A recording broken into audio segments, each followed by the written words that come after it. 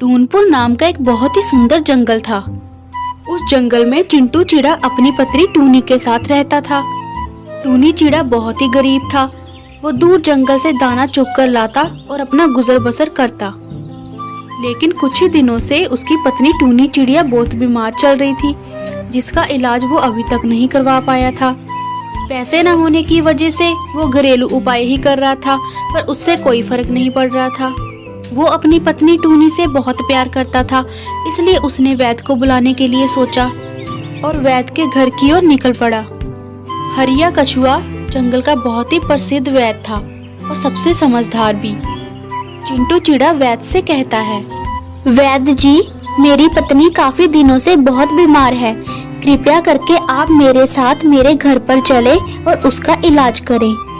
तभी हरिया वैद्य कहता है, तुम्हें पता है ना चिड़ा, मैं घर जाकर मरीज का इलाज करने के कितने पैसे लेता हूँ?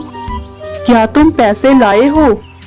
तभी चिंटू चिड़ा कहता है, वैद्य जी, अभी मेरे पास आपको देने के लिए कोई पैसे नहीं है, पर मैं आपसे वादा करता हूँ, जो भी आपका मेहनताना होगा मैं जल्द ही आपको दे दूंगा।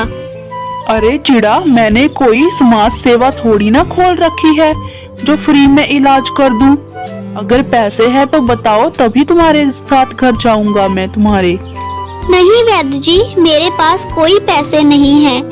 कृपया करके मेरी पत्नी का इलाज कर दे, मैं आपके पैसे दे दूंगा। देखो चिड़ा, मुफ्त में मैं तो कुछ भी नहीं करता।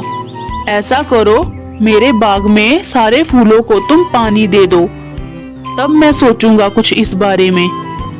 हरिया वैद्य की बात मानकर चिंटू उसके बाग में पानी देने लग जाता है और उसे ये काम करते हुए सुबह से शाम हो जाती है, क्योंकि बाग बहुत बड़ा होता है। काम खत्म करके चिंटू वैद्य के पास जाता है और कहता है, वैद्य जी, मैंने सारा काम खत्म कर दिया है। कृपया करके अब मेरे साथ मेरे घर चले और मेरी पत्नी का इलाज करें। लेकिन हरिया वैद्य बहुत ही लालची होता है और वो चिंटू के साथ जाने के लिए मना कर देता है। चिंटू हताश होकर घर को वापस जाने लगता है कि तभी उसे रास्ते में एक चील मिलती है और वो उसे रोक लेती है। वो चील चिंटू चिड़ा से कुछ पूछती है, सुनो भाई, यहाँ चिंटू चिड़ा का घर कहाँ है? कृपया मुझे उसका घर का पता बता दीजिए। ये सुनकर चिंटू चिड़ा कहता है, लेकिन भाई, तुम्हें चिंटू के घर क्यों जाना है? आखिर बात क्या है? ऐसी कोई बात नहीं है भाई, दरअसल मैं दूसरे गांव जा रहा था। रास्ते में तुम्हारा गांव पड़ा था। मुझे किसी ने बताया है कि चिंटू चिड़ा बहुत ही दयालु है। मुझे बहुत भूख लग रही थी। मुझे किसी ने बताया है कि वो कभी किसी को भूखा नहीं लौटाता है, इसलिए मैं उसके घर खाना खाने जाना चाहता था। ओह अच्छा, तो ऐसी बात है।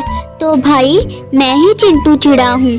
ठीक है, तुम मेरे साथ मेरे घर चलो। ये कहकर चिंटू चिड़ा उस चील को अपने घर ले जाता है और जो भी रूखा सूखा उसके घर में होता है वो उसे खाने के लिए देता है। वो चील भी उस खाने को बड़ी खुशी खुशी से खाता है और एकदम से अपना रूप बदल लेता है और एक राक्षस का रूप ले लेता है।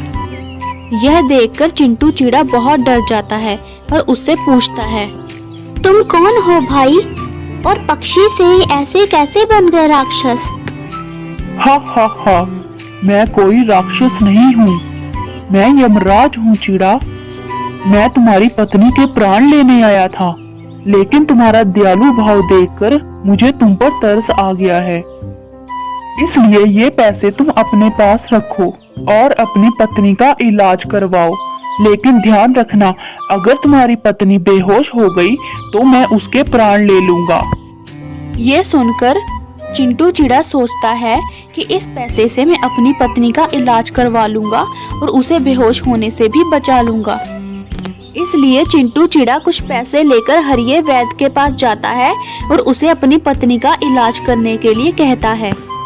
लालची हरिया वैद्य पैसे देकर चिंटू के साथ उसके घर में चल पड़ता है और उसकी पत्नी का इलाज कर देता है।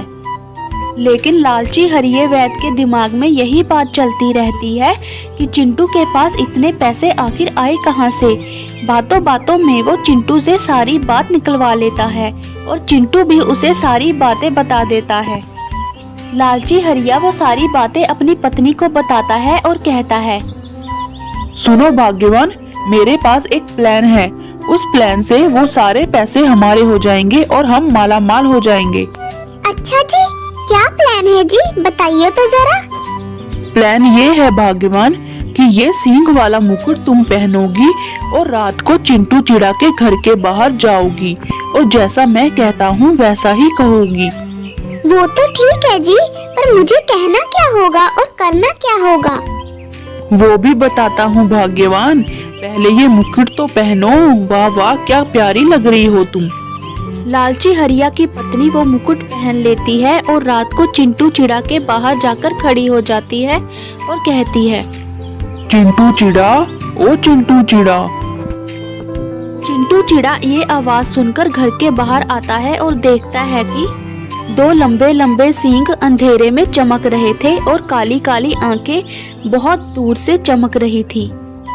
तभी लालची हरिया की पत्नी कहती है, देखो चिंटू चिड़ा, जो पैसे मैंने तुम्हें दिए थे वो सारे पैसे तुम मुझे वापस कर दो, नहीं तो मैं तुम्हारी पत्नी के प्राण ले लूंगा। यह सुनकर चिंटू चिड़ा बहुत डर जाता है। उसे लगता है कि वो यमराज है, क्योंकि अंधेरे में सींग के अलावा उसे कुछ नहीं दिख रहा था। और यही सोचकर चिंटू चिड़ा सारे पैसे लाकर उस हरिया की पत्नी के सामने रख देता है और चला जाता है। वो सारे पैसे लेकर हरिया की पत्नी घर आ जाती है। अरे वाह भगवान, तुमने तो बहुत ही कमाल कर दिया, हम तो माला माल हो गए। तभी वहाँ यमराज आ जाते हैं और हरिया की पत्नी को श्राप दे देते हैं और चले जाते हैं। हरिया की पत्नी जब बोलने लगती है तो उसके मुंह से बिल्ली की आवाज निकलती। ये तुम्हें क्या हो गया है भगवान, तुम बोल क्यों नहीं रही हो? हरिया की पत्नी जब बोलने लगती तो उसके मुंह से बिल्ली की आवाज आती और उसके सिर में वो मुकुट चिपक गया था और वो निकल ही नहीं रहा था, जिससे उसे बहुत ही परेशानी होने लगी।